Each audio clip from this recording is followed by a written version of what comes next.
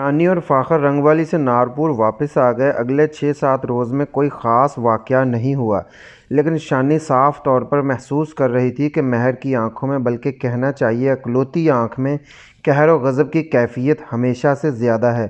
پھر ایک دن بھابو نے شانی کے بالوں میں کنگھی پھیرتے ہوئے اسے بتایا، شانی مجھے لگتا ہے کہ مہر کو تجھ پر بڑا غصہ ہے، وہ آج کل فاخر کو تیرے خلاف بھڑکانے پر لگا ہوا ہے۔ شانی نے لرز کر اپنا رخ پھیرا اور بھابو کی طرف منہ کر کے بیٹھ گئی۔ تمہیں کیسے پتہ چلا؟ اس نے پوچھا۔ بھابو بولی، کل شام میں مہر کو کھانا دینے اس کے کمرے میں گئی، فاخر وہاں پہلے ہی بیٹھا تھا۔ دادے پوتے میں بات ہو رہی تھی، دادا بڑے غصے میں تھا، گڑ گوں گوں گاں گاں بولتا چلا جا رہا تھا، تمہاری بات کر رہا تھا، کہہ رہا تھا وہ دشمن کی بیٹی ہے، اس سے وہی سلوک ہونا چاہیے جو دشمن سے ہوتا ہے، وہ اس گھر کی رانی نہیں نوکرانی ہے، چند دن کے لیے اسے نوکرانیوں کی طرح رکھو، پھر میں تمہارے لیے سچ مچ کی رانی ڈھونڈ کر لاؤں گا۔ فاخر نے کیا کہا؟ شانی نے پوچھا۔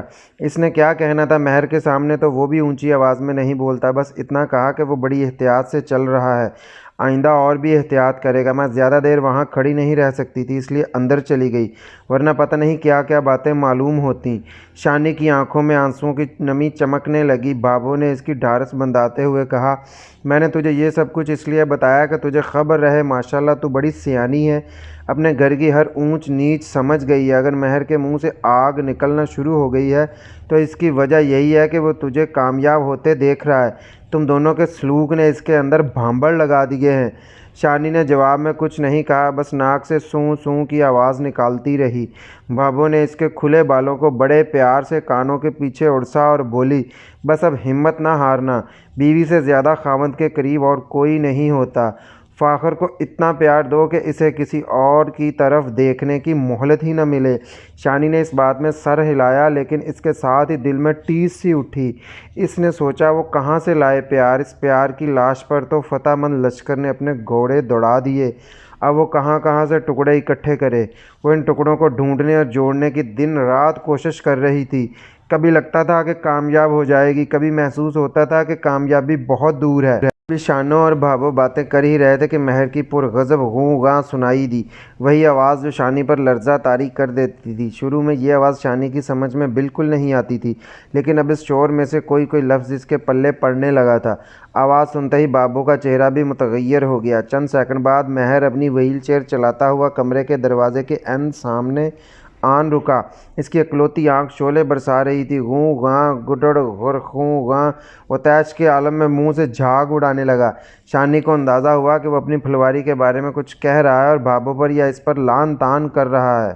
چند سیکنڈ بعد اس پر یہ عقدہ کھلا کہ اس لعن طعن کا نشانہ وہ خود ہے۔ بھابو نے زرد چہرے کے ساتھ شانی کی طرف دیکھتے ہوئے پوچھا، تم شام کو پھر پھلواری کی طرف گئی تھی؟ نہیں بھابو، شانی نے پورے یقین سے کہا اور نفی میں سر ہلایا۔ مہر ایک بار پھر غضب کے عالم میں اپنی جناتی زبان بولنے لگا۔ وہ اپنی وہیل چیئر آگے بڑھاتا چلا آ رہا تھا اور شانی کو خطرہ پیدا ہو گیا تھا کہ کہیں وہ اسے کچھ مار ہی نہ بیٹھے۔ شاید بھابو نے بھی اس کیفیت کو بھانپ لیا تھا۔ وہ غیر محسوس طور پر مہر اور شانی کے درمیان آ گئی۔ مہر جی تو کہہ رہے ہیں کہ انہوں نے خود تمہیں پھلواری کے پاس دیکھا ہے۔ شانی روحانسی ہو گئی۔ نہیں دادا، میں احاطے میں گئی تھی لیکن پھلواری کے تو پاس بھی نہیں گزری، شاید اندھیرے میں آپ کو دھوکا ہوا ہے۔ مہر نے پھر پرتیش لہجے میں غوں غاں کی۔ ایک ننگی گالی کے الفاظ واضح طور پر سنائی دیے۔ یوں لگتا تھا کہ مہر کا طیش بڑھتا جا رہا ہے۔ اس کی کرسی بڑھتے بڑھتے بھابو کے گھٹنے سے آ لگی تھی۔ شاید وہ درمیان میں نہ ہوتی تو وہ اسے کوئی چیز اٹھا کر دے مارتا۔ بھابو نے اپنی انگلی کے ٹھوکے سے شانی کو سمجھایا کہ وہ بپھرے ہوئے مہر کے سامنے خاموش ہی رہے۔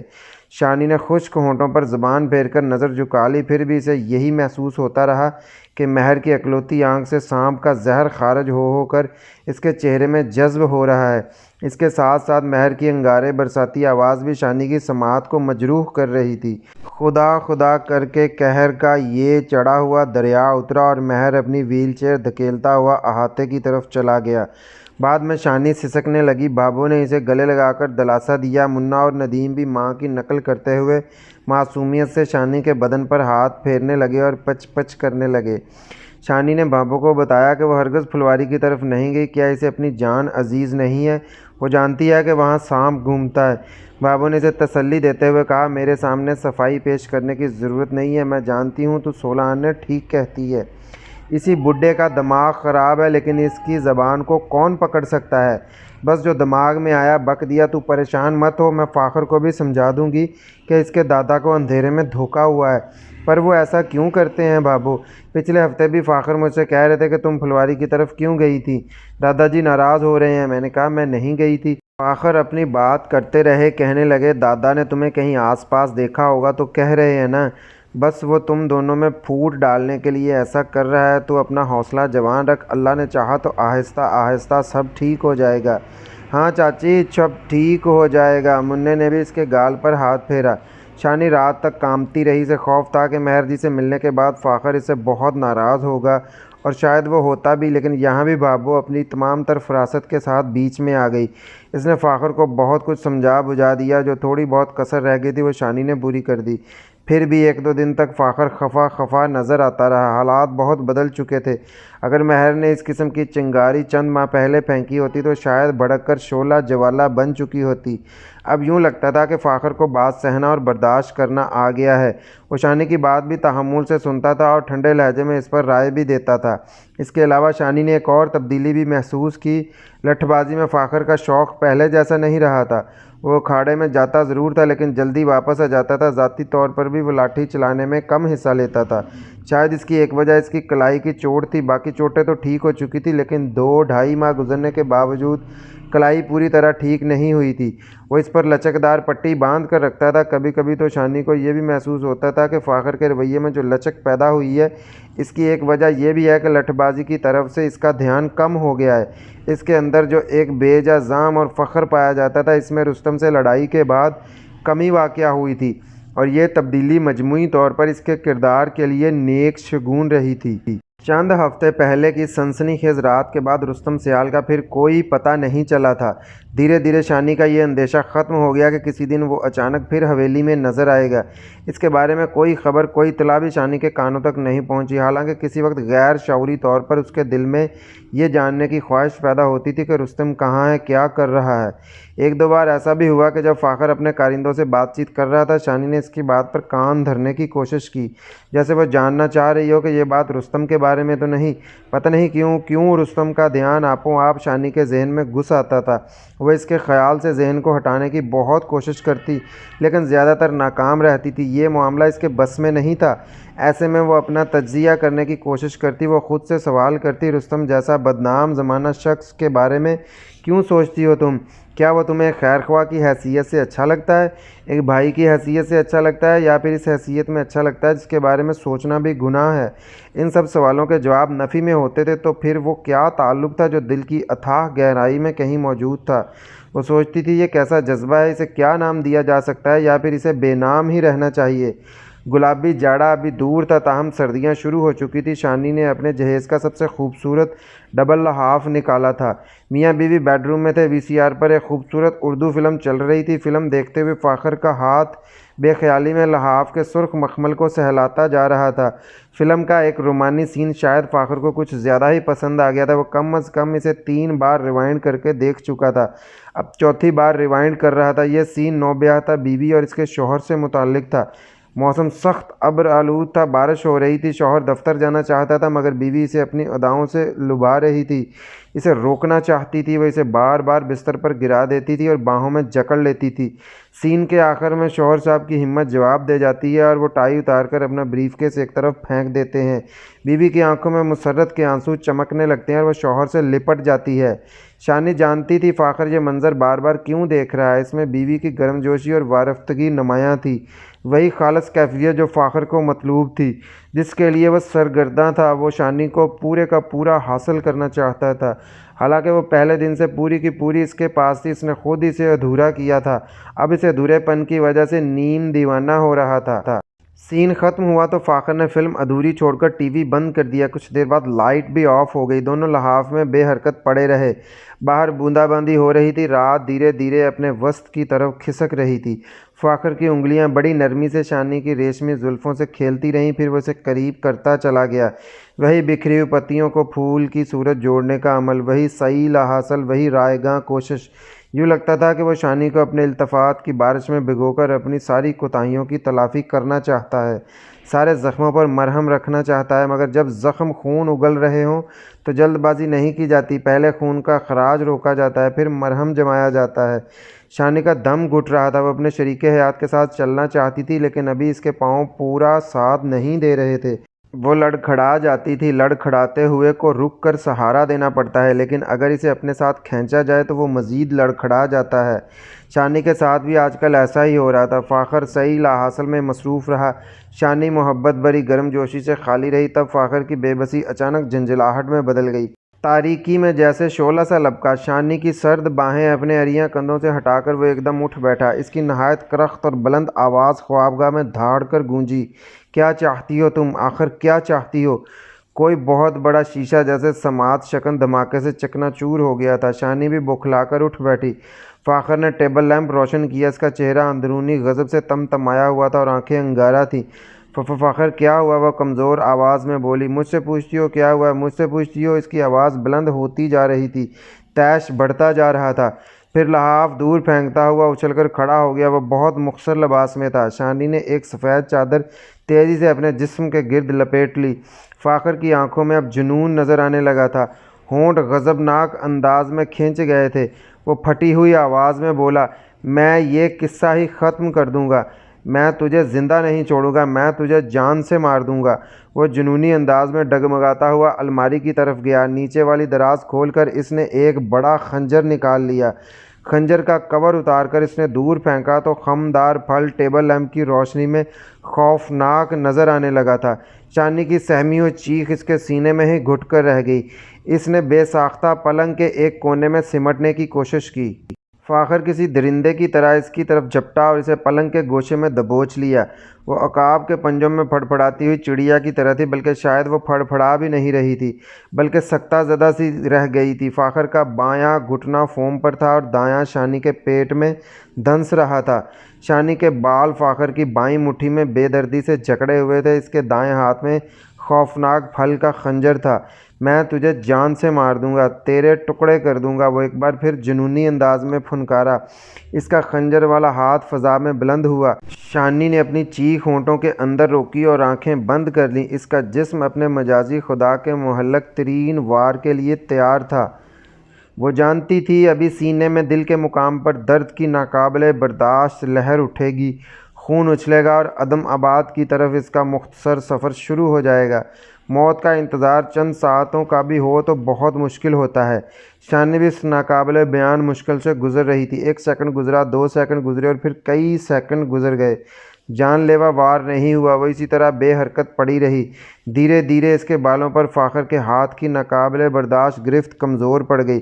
اس نے ڈرتے ڈرتے آنکھیں کھولی۔ فاخر کا خنجر والا ہاتھ اسی طرح اٹھا ہوا تھا، لیکن اب اس کے تنے ہوئے چہرے پر جنون اور وحشت کی وہ کیفیت نہیں تھی۔ آنکھوں کے جہنم کا موسم بھی ذرا بدلا ہوا تھا۔ ان آنکھوں میں شانی کو شکست و ناکامی کی کرچیاں نظر آئیں۔ تب اس نے محسوس کیا کہ اس کے پیٹ پر گھٹنے کا اذیت ناک دباؤ بھی ختم ہو گیا ہے۔ فاخر اس کے اوپر سے ہٹ گیا تھا، لیکن اس کا خنجر والا ہاتھ ابھی تک اٹھا ہوا تھا، جیسے کسی مسمار ہو جانے والے قلعے پر قلعے والوں کا جھنڈا لگا رہ جائے۔ تب آہستہ آہستہ یہ ہاتھ بھی نیچے گر گیا۔ فاخر کسی زخمی چوپائے کی طرح اس کے پہلو میں موجود تھا، اس کا سر تکیے کو چھو رہا تھا۔ پھر شانی کے کانوں نے پہلی بار اس کی سسکی سنی۔ وہ رو رہا تھا۔ نارپور کا چودھری، جس کی پگڑی کا شملہ اور مونچھ کا بال کبھی نیچا نہیں ہوا تھا، چوپائے کی طرح گردن ڈالے پڑا تھا اور رو رہا تھا۔ بتدریج اس کا رونا کربناک ہوتا چلا گیا، ہچکیوں سے اس کا وجود لرز رہا تھا۔ چند لمحے بعد وہ اسی طرح اوندا لیٹ گیا کہ اس کا سر شانی کے کندھے سے چھونے لگا۔ شانی اسی طرح بے حرکت بیٹھی ہوئی تھی۔ فاخر کی کربناک آواز اس کے کانوں میں پڑی، میں ہار گیا ہوں شانی، میں ہار گیا ہوں، مجھے معاف کر دو، میری غلطیاں بخش دو، میں نے تمہیں بہت دکھ دیے ہیں، بہت رلایا ہے، میں تمہارا گناہ گار ہوں، مجھے معاف کر دو۔ اس کی ناک شانی کے کندھے میں دھنسی جا رہی تھی۔ وہ بولتا جا رہا تھا، مجھے تمہاری محبت چاہیے، تمہارا پیار چاہیے، وہی پیار جو تم اپنے ارد گرد سارے لوگوں سے کرتی ہو۔ اسی پیار میں سے میرا حصہ مجھے بھی دے دو۔ اگر مجھے یہ پیار نہ ملا تو میں مر جاؤں گا، اپنی جان دے دوں گا۔ شانی کا جسم سہم کر گٹھڑی سا بن گیا تھا۔ اس نے گٹھڑی کو کھولا اور فاخر کے پہلو میں لیٹ گئی۔ اس کی سمجھ میں کچھ نہیں آ رہا تھا۔ وہ اس آنسو بہاتے شخص سے کیا کہے۔ اس نے اپنا بایاں ہاتھ بڑھایا اور اس کی انگلیاں دھیرے دھیرے فاخر کے گھنے سخت بالوں میں چلنے لگیں۔ وہ اسی طرح لیٹا رہا اور اس کی آنکھوں سے پانی رستا رہا۔ کئی منٹ اسی طرح گزر گئے، تب شانی نے کروٹ بدلتے ہوئے اس کا سر اپنے سینے سے لگا لیا۔ وہ اشکبار لہجے میں بولا، شانی، میں نے چاچا جان چودھری ارشاد سے بھی بہت ناانصافیاں کی ہیں۔ میں کل ان سے بھی معافی مانگنے جاؤں گا، ان کے سامنے اپنی غلطیوں کا اعتراف کروں گا۔ شانی نے نحیف آواز میں کہا، آپ ان سے ہنس کر بات ہی کر لیں تو ان کے سارے شکوے دور ہو جائیں گے۔ وہ مجھ سے بڑے ہیں، عزت کی جگہ پر ہیں، مجھے ان سے معافی مانگنی چاہیے۔ فاخر بولا، شاید اس طرح عادل کی روح بھی مجھے معاف کر دے۔ شانی خاموشی سے اس کے بالوں میں انگلیاں چلاتی رہی۔ اس کی آنکھوں سے بہنے والا گرم پانی شانی کے سینے پر رینگتا رہا۔ پھر وہ سو گیا، شانی بھی سو گئی۔ اگلے روز فاخر سارے کام چھوڑ کر رنگ والی گیا اور رات گئے واپس آیا۔ اس کے دل میں جو بات پیدا ہوئی تھی اس نے پوری کی تھی۔ وہ شانی کے ابا جی سے باقاعدہ معافی مانگ کر آیا تھا۔ 2 دن بعد جب وہ شام کو گھر آیا تو کافی خوش تھا۔ اس سے پہلے جب وہ گھر آتا تھا تو حویلی کی ہر ذی حس شے جیسے سہم کر سکڑ جاتی تھی، لیکن آج کل صورتحال کافی مختلف تھی۔ وہ گھر کے افراد اور ملازمین کے ساتھ بھی خندہ پیشانی سے پیش آتا تھا۔ بچے بھی جو پہلے خوف زدہ رہتے تھے وہ فاخر کے ارد گرد نظر آنے لگے تھے۔ تمہارے لیے ایک تحفہ ہے، وہ شانی سے بولا۔ کیسا تحفہ؟ شانی نے چہرے پر مسکراہٹ سجائی۔ آؤ میرے ساتھ، وہ بولا اور شانی کو نشست گاہ میں لے گیا۔ شانی یہ دیکھ کر حیران رہ گئی کہ یہاں ایک ٹیلی فون سیٹ رکھا ہے۔ نشست گاہ کی طرف اس کا آنا کم ہی ہوتا تھا، اسے پتہ ہی نہیں چلا تھا کہ کب یہاں ٹیلی فون انسٹال کر دیا گیا۔ یہ تو بڑی اچھی بات ہوئی، شانی نے خوش ہوتے ہوئے کہا۔ اس سے اچھی ایک بات اور بھی ہے، وہ بولا۔ وہ سوالیہ نظروں سے فاخر کا چہرہ دیکھنے لگی۔ فاخر نے سیٹ کے قریب بیٹھ کر ایک نمبر ڈائل کیا اور تھوڑی دیر بعد رسیور شانی کے کان سے لگا دیا۔ دوسری طرف سے ابا جی کی آواز سن کر وہ دنگ رہ گئی۔ وہ کہہ رہے تھے، ہیلو ہیلو، کون؟ یہ میں ہوں، شانی وہ خوشی سے لرزتی آواز میں بولی۔ آپ کے ہاں کب لگا فون؟ جب تمہارے ہاں لگا۔ یہ تمہارے شوہر صاحب کا ہی کارنامہ ہے، ابا جی نے خوش دلی سے کہا، پھر ذرا توقف سے بولے۔ کافی کوشش کی ہے اس نے، ورنہ اتنی جلدی یہ سہولت نہیں ملنی تھی، خاص طور سے ہماری حویلی میں تو تار کا پہنچنا ہی مشکل تھا۔ شانی نے شکر گزار نظروں سے فاخر کی طرف دیکھا۔ وہ مسکراتا ہوا باہر چلا گیا۔ باپ بیٹی بات کرنے لگے۔ رکے ہوئے خیالات پانی کے رواں شفاف دھارے کی طرح بہنے لگے۔ ابا جی فاخر سے خوش نظر آتے تھے، مسلسل اس کی تعریفیں کر رہے تھے اور ساتھ ساتھ یہ دعا کر رہے تھے کہ اس کے اندر آنے والی یہ تبدیلی مستقل ثابت ہو۔ ان کی جہاں دیدہ نظریں فاخر کے حوالے سے مستقبل کی بڑی اچھی تصویریں دیکھ رہی تھیں۔ ابا جی خوش تھے تو شانی کو یوں لگ رہا تھا کہ ارد گرد کی ہر شے مسکرانے لگی ہے۔ غم کے سارے بادل چھٹ گئے ہیں اور اس واقعے کے صرف 3 روز بعد شانی کے پیارے ابا جی اس جہان فانی سے رخصت ہو گئے۔ زندگی اس حیران کن اور ناقابل اعتبار چیز کا نام ہے۔ رمضان کے بابرکت مہینے میں وہ روزے سے تھے، طبیعت بہت بہتر تھی۔ عصر کی نماز پڑھنے تایا معصوم کے ساتھ مسجد گئے، وہیں سینے میں تھوڑی سی تکلیف ہوئی۔ 4-5 منٹ کے اندر روح قفس عنصری سے پرواز کر گئی۔ وہ ہمیشہ دعا کیا کرتے تھے، یا اللہ مجھے چلتے پھرتے اٹھانا۔ دعا قبول ہوئی تھی، ہنستے مسکراتے چل دیے اور آخری سانس بھی روزے کی حالت میں خدا کے گھر میں لی۔ ابا جی کی جدائی ایک ایسا صدمہ تھا جس نے شانی کو سر سے پیر تک ہلا دیا۔ چند دن کے لیے تو اسے یہی محسوس ہوتا رہا کہ دنیا میں اندھیرے کے سوا اور کچھ نہیں، زندہ رہنے کا ہر جواز ختم ہو چکا ہے۔ وہ اپنے بابول کے آنگن میں تھی، لیکن بابول نہیں تھا، وہ اپنے ہی آنسوؤں کے دریا میں غرق تھی۔ ایسے میں تایا معصوم، بھابو اور فاخر نے اسے بے حد سہارا دیا، دوبارہ سانس لینے اور سوچنے سمجھنے کے قابل بنایا۔ غم کے جان لیوا دھوئیں میں یہ احساس شانی کے لیے ہوا کا جھونکا تھا کہ اس کے ابا جی اس دنیا سے خوش گئے تھے۔ جب انہوں نے اس جہان فانی کو خیر بات کہا تو ان کے اطراف سے دکھ و آلام کے بادل چھٹ چکے تھے۔ وہ مالی طور پر آسودگی محسوس کر رہے تھے، قرض خواہوں کے منحوس سائے سمٹ چکے تھے اور ان کی زندگی کے ایک اہم دکھ نے بھی اپنی شدت کھو دی تھی۔ اس اہم دکھ سے مراد شانی کا دکھ تھا۔ شانی کی گھریلو زندگی نے کروٹ بدل لی تھی۔ فاخر میں رونما ہونے والی مثبت تبدیلیاں بہت نمایاں تھیں۔ اگر یہ کہا جائے تو غلط نہ ہوگا کہ اپنے آخری دنوں میں شانی کے ابا جی اس کی طرف سے سکھی تھے۔ چودھری ارشاد کی آخری رسوم میں علاقے کے لوگ امٹ پڑے تھے۔ یہ ایک طرح سے اس بامروت اور بردبار چودھری کی بے داغ زندگی کو خراج عقیدت تھا، لیکن 2 افراد ایسے تھے جو چودھری ارشاد سے بہت قریبی ناطہ ہونے کے باوجود اس سفر آخرت پر روانہ کرنے کے لیے نہیں آئے تھے۔ ان میں سے ایک تو مہرجی تھا، وہ بیماری کا بہانہ بنا کر نارپور میں ہی اینٹتا رہا۔ دوسرا چاچا رئیس تھا۔ جیسا کہ شانی کو بعد میں معلوم ہوا، وہ چودھری ارشاد کے انتقال سے 5 روز قبل تک اپنے کسی کام سے پاکستان میں موجود تھا۔ ممکن تھا کہ انتقال کے وقت بھی موجود ہو، مگر جنازے میں نہیں آیا تھا۔ بعد میں چاچا رئیس نے انگلینڈ سے تعزیت کا ایک خط لکھنے پر ہی اکتفا کیا تھا۔ شانی سوچ سوچ کر حیران ہوتی تھی کتنا فرق تھا دونوں بھائیوں میں، ایک چاچا مشتاق تھا اور ایک چاچا رئیس۔ وقت اپنی رفتار کے ساتھ چلتا ہی رہتا ہے، شدید ترین غم بھی روز و شب کی گردش کے ساتھ اپنی شدت کھونے لگتے ہیں۔ شانی قریباً 2 ماہ تک تایا معصوم اور چاچی پروین وغیرہ کے ساتھ ابا جی کے گھر میں ہی رہی۔ رنگ والی کے محبت بھرے ماحول اور سکینہ سغرا جیسی سہیلیوں کی موجودگی نے اسے تیزی کے ساتھ سنبھلنے میں مدد دی۔ پھر وہ نارپور واپس آ گئی۔ نارپور واپس آنے کے بعد ایک بار پھر اس کے سامنے اس کی ازدواجی زندگی تھی اور ازدواجی زندگی کے نشیب و فراز تھے۔ الجھن اور سلجھن کا یہ سفر ایک بار پھر وہیں سے شروع ہوا جہاں سے منقطع ہوا تھا۔ خوابگاہ میں پیش آنے والے آخری واقعے کے بعد شانی کے اندر بھی درست تبدیلیاں آئی تھیں۔ وہ خود کو دھیرے دھیرے بدلتے ہوئے محسوس کر رہی تھی۔ اس کا وجدان کہہ رہا تھا کہ اگر اس کے مجازی خدا نے میانہ روی اختیار رکھی اور جلد بازی نہ کی تو وہ بہت جلد خود کو مکمل طور پر سنبھال لے گی۔ پھر اس کی روح اس کے جسم سے علیحدہ نہ رہے گی اور جب فاخر اس کے قریب آئے گا تو وہ جسم و جان کی ساری چاہتوں کے ساتھ اسے گلے لگا سکے گی۔ نارپور واپس آنے کے بعد 7ویں 8ویں روز کا ذکر ہے، بڑی عید کی آمد تھی۔ گاؤں کی لڑکیاں اور ملازمائیں تیاریوں میں لگی ہوئی تھیں۔ بابو کے بہت مجبور کرنے پر شانی نے بھی جہیز کا ایک نسبتاً سادہ جوڑا نکال کر درجن کو دے دیا تھا۔ عید سے 1 ہفتہ پہلے حسب رواج چوڑیاں بیچنے والیاں گاؤں میں آئیں۔ چند عورتیں حویلی بھی پہنچ گئیں۔ ملازمائیں رنگ برنگی چوڑیاں خریدنے لگیں۔ کچھ نے جھمکے اور انگوٹھیاں وغیرہ خریدیں۔ شانی نے اپنے کمرے میں موجود تھی اور کھڑکی سے دیکھ رہی تھی۔ ایک درمیانی عمر کی فربہ اندام عورت بابو کی منت سماجت کر کے کسی نہ کسی طرح شانی کے پاس کمرے میں چلی آئی۔ اس نے چوڑیوں کا ٹوکرا سر سے اتارا اور پھسکڑا مار کر فرش پر بیٹھ گئی۔ اس کا رنگ گدمی تھا، اکثر قبائلی عورتوں کی طرح رخسار چوڑے اور ہاتھ پیر مضبوط تھے۔ اس کی ستواں ناک میں چاندی کا کوکا دمک رہا تھا۔ عمر 35 کے قریب تھی اور یہ کہا جا سکتا تھا کہ 3-4 سال پہلے تک وہ خوبصورت رہی ہوگی۔ شانی نے غور سے دیکھا تو اسے عورت کے ماتھے پر نماز کا ہلکا سا محراب نظر آیا۔ اس کی شربتی آنکھوں میں بھی نیکی اور روحانیت کی جھلک نظر آتی تھی۔ پھر شانی کو ایک اور بات بھی محسوس ہوئی۔ اسے لگا کہ عورت کی صورت کچھ دیکھی بھالی سی لگتی ہے۔ کوئی ایسی بات تھی اس عورت میں کہ شانی کو اس سے باتیں کرنے میں دلچسپی محسوس ہوئی۔ باتوں کا سلسلہ چلا تو پھر دراز ہوتا چلا گیا۔ دوسری عورتیں چوڑیاں وغیرہ بیچ کر دوسرے گھروں کی طرف چلی گئیں، لیکن وہ عورت وہیں پھسکڑا مار کر بیٹھی رہی اور منموہنے انداز میں شانی سے باتیں کرتی رہی۔ اس نے اپنا نام نگینہ بتایا تھا۔ دریا کے پار نیل پور گاؤں کے قریب ان کی زمین تھی۔ اس کے خاوند نے گھوڑیاں اور بھیڑ بکریاں وغیرہ پال رکھی تھی۔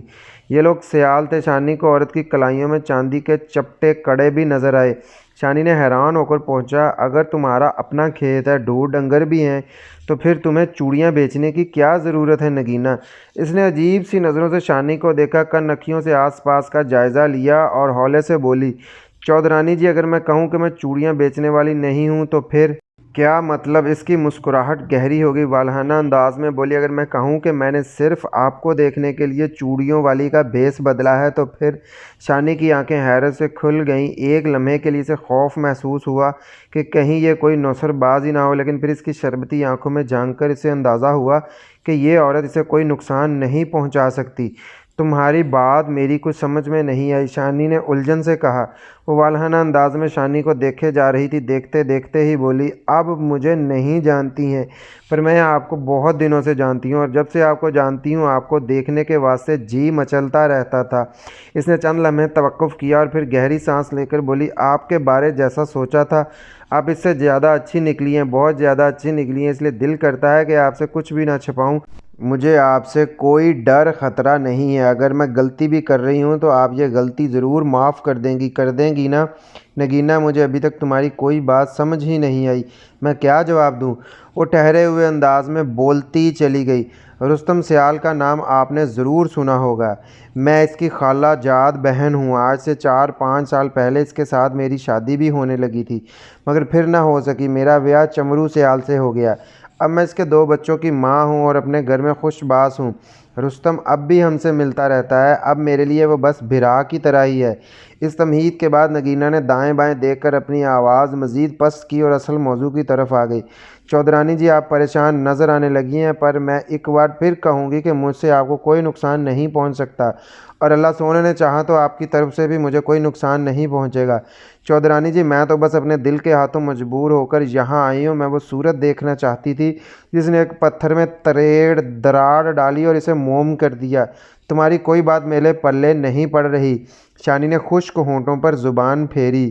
نیک صورت عورت نے بڑی محبت اور بے تکلفی سے شانی کا نرم ہاتھ اپنے کھردرے ہاتھ میں لے لیا اور بولی، چودھرانی جی، یہاں ہمارے درمیان جو باتیں ہو رہی ہیں وہ قبر کی دیواروں تک میرے اندر ہی رہیں گی، باہر نہیں نکلیں گی۔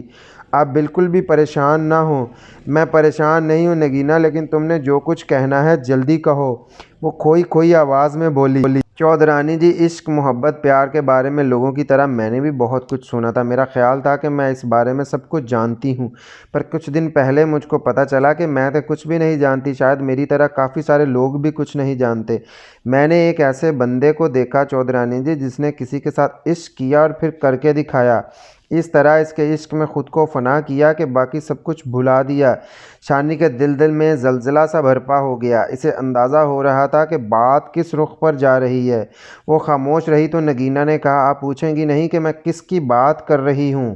کس کی؟ رستم سیال کی، نگینا نے کہا، اور ایک چھناکا سا شانی کے سینے میں ہوا۔ نگینا بات جاری رکھتے ہوئے بولی، چودھرانی جی، رستم ایک پتھر تھا جی، لوہا تھا، ایسا لوہا جس کو زہر کی پان چڑھائی گئی ہو، جو صرف کاٹنا جانتا ہو، بس مارنا جانتا ہو۔ ہمارے قبیلے کے لوگ سوچتے تھے کہ پہاڑ اپنی جگہ سے ہل سکتا ہے اور شاید دریا بھی الٹا چل سکتا ہے، پر رستم بدل جائے یہ نہیں ہو سکتا۔ پھر یہ ہوا جی، ہم سب کی اکھیوں کے سامنے ہوا۔ میں قسم کھاتی ہوں چودھرانی جی، میں یہاں رستم کی تعریفیں کرنے نہیں آئی، میں تو صرف آپ کو دیکھنا چاہتی تھی اور آپ کو یہ بتانا چاہتی تھی کہ رستم کس طرح بدلا ہے۔ ہاں چودھرانی جی، یہ بالکل وکھری طرح کا کام ہوا ہے۔ شاید یہ کام سارے علاقے کی پولیس بھی مل کر نہ کر سکتی تھی، بڑے بڑے افسر، وزیر نہیں کر سکتے تھے۔ وہ اپنے آپ ہو گیا اور اتنے چپ چپیتے ہوا کہ سب دیکھتے رہ گئے۔ پہلے رستم نے وارداتیں چھوڑیں، پھر اپنے گروہ کے بندے چھوڑے، پھر بالکل الگ تھلگ ہو گیا۔ بہت تھوڑے لوگوں کو پتہ ہے کہ وہ 5 وقت کا نمازی ہے، روکھی سوکھی کھاتا ہے، ایسا لگتا ہے جوگ لے لیا اس نے۔ پہلے اس کا دل پتھر تھا جی، بڑی سے بڑی بات کا اس پر اثر نہیں ہوتا تھا، پر اب کسی کو ذرا سا دکھی دیکھ کر اس کی اکھیوں میں پانی چمکنے لگتا ہے۔ چودھرانی جی، مجھے ہر ویلے اس بات کی ٹو رہتی تھی کہ رستم کے ساتھ یہ سب کچھ کیسے ہوا، کیوں ہوا۔ میرے بندے چمرو نے ایک دن کہا تھا، رستم کے کچھ یار کہتے ہیں کہ رستم کو کسی کڑی سے عشق ہو گیا، یہ ایسا عشق ہے جس نے رستم کو دنیا کی ہر شے بھلا دی ہے۔ چودھرانی جی، ہمارے خاندان کی عورتوں میں عام طور پر اس بارے میں گل ہوتی رہتی ہے۔ کچھ کا خیال ہے کہ یہ سب جھوٹ ہے۔ اگر رستم کسی کڑی سے عشق کرتا ہے تو اس کے لیے اس سے بیاہ کرنا کون سا مشکل کام تھا۔ وہ 10 پہرے توڑ کر بھی اس کڑی کو گھوڑی پر بٹھا کر لے جاتا۔ پر ہماری برادری کی اماں حاجن سیانی کہتی ہے، کڑیوں، عشق پہرے توڑنے کا نام نہیں، یہ تو خود پر پہرے لگانے کا نام ہے۔ مجھے اماں سیانی کی یہ بات تو سمجھ میں نہیں آتی، پر اتنا ضرور جانتی ہوں کہ جس طرح کا عشق رستم نے کیا ہے، اس طرح کا بس کوئی کرتا ہے۔ شانی کا دل سینے میں سہم کر پھڑک رہا تھا، وہ بس خاموشی سے نگینا کا چہرہ دیکھ رہی تھی۔ نگینا نے بات جاری رکھتے ہوئے کہا، کوئی 1 مہینہ پہلے کی گل ہے، اماں حاجن سیانی بیمار ہو گئی، اس کا ساہ خراب ہو گیا اور خراب ہی ہوتا چلا گیا۔ سارے قبیلے کو پتہ لگ گیا کہ اماں سیانی اب بچ نہیں سکے گی۔ شاید میں نے آپ کو بتایا نہیں کہ اماں حاجن سیانی نے ساری عمر شادی نہیں کی، بس اکیلی رہتی تھی۔ لوگ کہتے ہیں کہ جب اماں 18 ورے سال کی تھی، اس کا منگیتر شادی سے بس 2-4 ہفتے پہلے گڈی کی ٹکر سے مارا گیا تھا۔ بس پھر اماں نے سب کچھ بھلا کر اللہ سے لو لگائی، اور ایسی لگائی کہ پھر پیچھے مڑ کر نہیں دیکھا۔ اماں سیانی دم درود بھی کرتی تھی، اس کے ہاتھ میں بڑی شفا تھی، بس پانی میں پھونک مار کر دیتی تھی، اللہ سونا ہر بیماری کو ٹھیک کر دیتا تھا۔ رستم سیال بھی وارداتیں چھوڑنے کے بعد کبھی کبھی اماں سیانی کے پاس آیا کرتا تھا۔ وہ 2-2 گھنٹے سر جھکا کر اس کے سامنے بیٹھا رہتا اور کچھ پڑھتا رہتا۔ جب اماں سیانی زیادہ بیمار ہوئی تو رستم بھی سیانی کے ڈیرے پر پہنچا تھا۔ ایک رات وہاں رہا تھا، پھر اسے اپنے ایک یار کے ساتھ کسی کام سے فوراً لاہور جانا پڑ گیا۔ اگلے روز اماں حاجن سیانی اور بھی زیادہ بیمار ہو گئی تھی۔ اس کی آخری رات کو میں اس کے پاس تھی۔ میں نے اماں کا سر اپنی گود میں رکھا ہوا تھا، میرا بندہ چمرو اماں کے پاؤں دبا رہا تھا۔ رات 11 بجے کے قریب چمرو حکیم کو لینے گیا تو اماں مجھ سے باتیں کرنے لگی، کہنے لگی، نگو، تو نے مجھ سے کئی بار پوچھا تھا نا کہ رستم کو کس کڑی سے پیار ہوا ہے، لے آج میں تجھے بتا دیتی ہوں۔ تو پتہ ہے تجھے کہ میں کیوں بتا رہی ہوں؟ میں تجھے اس لیے بتا رہی ہوں کہ تیرے اندر سے یہ گل کبھی باہر نہیں نکلے گی، تو اس کو اپنے تک ہی رکھے گی نا؟ میں نے کہا، ہاں اماں جی، آپ نے کہہ دیا ہے تو ہمیشہ رکھوں گی۔ اماں سیانی بولی، اس گل کا پتہ صرف 3 بندوں کو ہے، صرف 3 کو، رستم، وہ کڑی اور اب میں۔ اب تو چوتھی شامل ہو رہی ہے۔ اماں یوں بول رہی تھی جیسے نیند میں ہو، اس کی نظر مٹی کے دیے پر تھی۔ میں نے کہا، اماں کون ہے وہ کڑی؟ مجھے پتہ ہے تم نے سن کر حیران ہونا ہے، وہ بیاہی ہوئی کڑی ہے، نارپور کے چودھری مہر کے چھوٹے پوتے کی گھر والی ہے۔ میں سن کر سچ مچ حیران رہ گئی۔ اماں اپنی بات کہہ کے چپ ہو گئی تھی۔ ماں انتظار کرتی رہی کہ وہ کچھ اور بھی بولے گی، پر نہیں بولی۔ آخر چمرو واپس آ گیا۔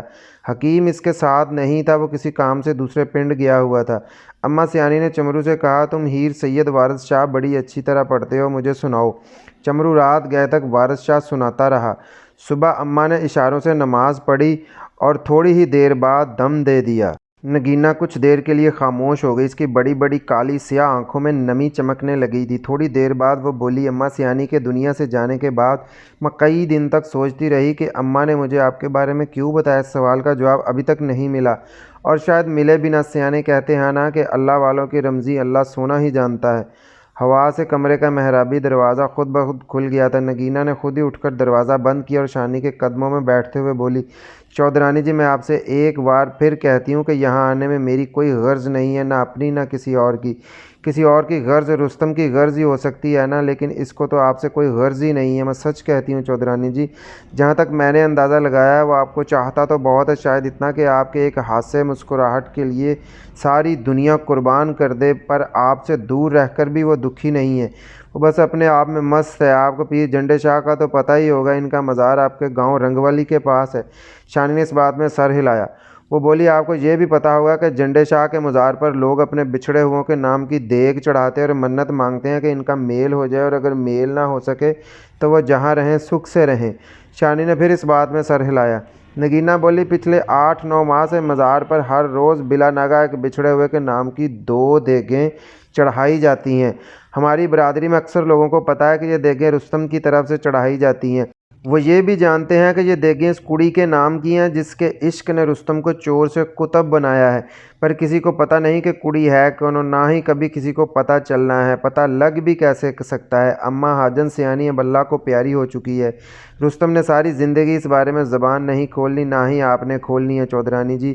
باقی رہی میں، تو میں نے اماں سیانی کے سامنے قسم کھائی تھی، اب آپ کے سامنے بھی اپنے سر کے سائیں کی قسم کھاتی ہوں کہ یہ بات میرے ساتھ ہی قبر میں جائے گی۔ شانی سر جھکائے بیٹھی تھی۔ اس کے نازک ہونٹوں پر جیسے خاموشی کی مہر سی لگ گئی تھی۔ کبھی اس کا جی چاہتا تھا کہ اس عورت کو جھڑکیاں دے کر کمرے سے نکال دے، کبھی جی چاہتا تھا کہ خاموشی سے اس کی باتیں سن لے اور اسے دل کا بوجھ ہلکا کر لینے دے۔ اب شانی کی سمجھ میں یہ بات بھی آ گئی تھی کہ عورت کی شکل جانی پہچانی کیوں لگی تھی، وہ رستم کی خالہ زاد تھی۔ خاموشی کے اس وقفے میں نگینہ پھر محویے سے اس کا چہرہ دیکھتی چلی گئی۔ شانی نے نگاہیں جھکائے جھکائے کہا، تم مجھے اچھی اور نیک لگتی ہو، یہی وجہ ہے کہ میں نے تمہاری یہ باتیں سن لی ہیں۔ کیا تمہیں کچھ اور بھی کہنا ہے؟ کہنے کو تو بہت کچھ ہے چودھرانی جی، مجھے تو یوں لگتا ہے جی کہ مجھے رستم کے عشق سے عشق ہو گیا ہے۔ میرا دل چاہتا ہے کہ کئی دنوں تک اسی طرح آپ کے قدموں میں بیٹھی رہوں اور آپ کی شکل دیکھتی رہوں، پر مجھے پتہ ہے میں زیادہ دیر ٹھہر نہیں سکتی۔ یہ بڑی خطرناک جگہ ہے جی، ہم سب کو پتہ ہے مہر جی کتنے غصے والا چودھری ہے۔ اس کے بندے ہر آنے جانے والے پر شکرے کی نظر رکھتے ہیں۔ کسی کو شک بھی ہو گیا کہ میں چوڑیوں والی نہیں، سیالوں کی عورت ہوں، تو مجھے بجلی کے ٹوکے میں سے گزار دیں گے۔ شانی کے ماتھے پر بل دے کر اس نے ایک دم موضوع بدلا۔ ہاں چودھرانی جی، مجھے ایک اور گل یاد آئی، جاتے جاتے یہ بھی آپ کو سنا دوں۔ کون سی گل؟ رستم سیال کی گل جی، وہ شانی کو بدسور والہانہ نظروں سے دیکھتے ہوئے بولی۔ پتہ ہے جی پچھلے سے پچھلے ہفتے کیا ہوا، پر پتہ نہیں کہ آپ میری گل پر یقین کریں گی کہ نہیں۔ تم نے جو کہنا ہے جلدی کہہ لو۔ شانی کے لہجے میں ضبط کا عنصر تھا۔ وہ بولی، لاہور میں فلموں کی ایک بڑی ایکٹر اپنے رستم کی عاشق بنی ہوئی ہے۔ وہ 4-6 مہینے پہلے شوٹنگ شاٹنگ کرنے یہاں ایک باغ میں آئی، تب رستم نے سچ مچ کے غنڈوں سے اس کی جان اور عزت بچائی تھی۔ وہ اس ویلے کی رستم کو ڈھونڈتی پھر رہی تھی۔ جس دن اماں سیانی فوت ہوئی، اس سے 2 روز پہلے وہ رستم کو ڈھونڈتی ہمارے گھر آ گئی۔ علاقے کا سب سے بڑا پولیس افسر حاجی حیات خان رستم کا پکا یار ہے۔ رستم اس ویلے حیات کے ڈیرے پر تھا۔ وہ سیدھے ڈیرے پر پہنچ گئی، رستم سے کہنے لگی، میرے ساتھ لاہور چلو یا کچھ دن مجھے اپنے پاس رہنے دو۔ شاید آپ سمجھیں کہ میں گپ لگا رہی ہوں، پر اس گل کا علاقے کے بہت سے لوگوں کو پتہ ہے۔ اخبار میں بھی خبر چھپ گئی تھی، یہ دیکھیں میں آپ کو دکھاتی ہوں۔ اس نے ٹوکری میں سے چوڑیوں کے 8-10 بنڈل نکالے اور نیچے بچھایا ہوا اخبار کا ایک صفحہ نکال کر شانی کے سامنے کر دیا۔ شانی نے حیرانی سے پڑھا۔ ایک خوبصورت ایکٹریس کی رنگین فوٹو کے نیچے لکھا تھا، نوخیز ہیروئن نادیہ 2 دن تک پراسرار طور پر غائب رہنے کے بعد واپس۔ کہا جاتا ہے کہ ابھرتی ہوئی شعلہ بدن ہیروئن نادیہ اس جیدار کی کھوج میں تھی جس نے کچھ عرصہ پہلے اس کی جان بچائی تھی۔ یاد رہے کہ قریباً 4 ماہ پہلے نارپور نامی گاؤں کے پاس شوٹنگ کے دوران میں کچھ اصلی گنڈوں نے فلمی یونٹ پر حملہ کیا اور سیکس سمبل نادیہ کو اغوا کرنے کی کوشش کی، جسے اس نامعلوم شخص نے ناکام بنا دیا۔ کچھ مزید تفصیلات بھی اس خبر میں درج تھیں۔ شانی کو غور سے پڑھتے دیکھ کر نگینہ نے کہا، اندر کی بات یہ ہے چودھرانی جی کہ یہ سونی بلا پوری 2 راتیں حاجی حیات خان کے ڈیرے پر رہی ہے۔ اس کی گندی نظر رستم پر تھی، پر اس کی دال نہیں گلی جی۔ میں نے آپ کو بتایا ہے نا کہ رستم تو ملنگوں کی طرح ہو چکا ہے۔ تیسری رات سے پہلے رستم اس بلا کو خود لاہور چھوڑ کر آیا۔ میں نے آپ کو بتایا نا کہ جس رات کی صبح اماں سیانی فوت ہوئی، رستم اور اس کا افسر دوست کسی کام سے لاہور گئے ہوئے تھے۔ وہ یہی کام تھا جی۔ شانی سر جھکائے سن رہی تھی۔ وہ نگینہ کی باتوں پر کسی طرح کا تبصرہ نہیں کرنا چاہتی تھی۔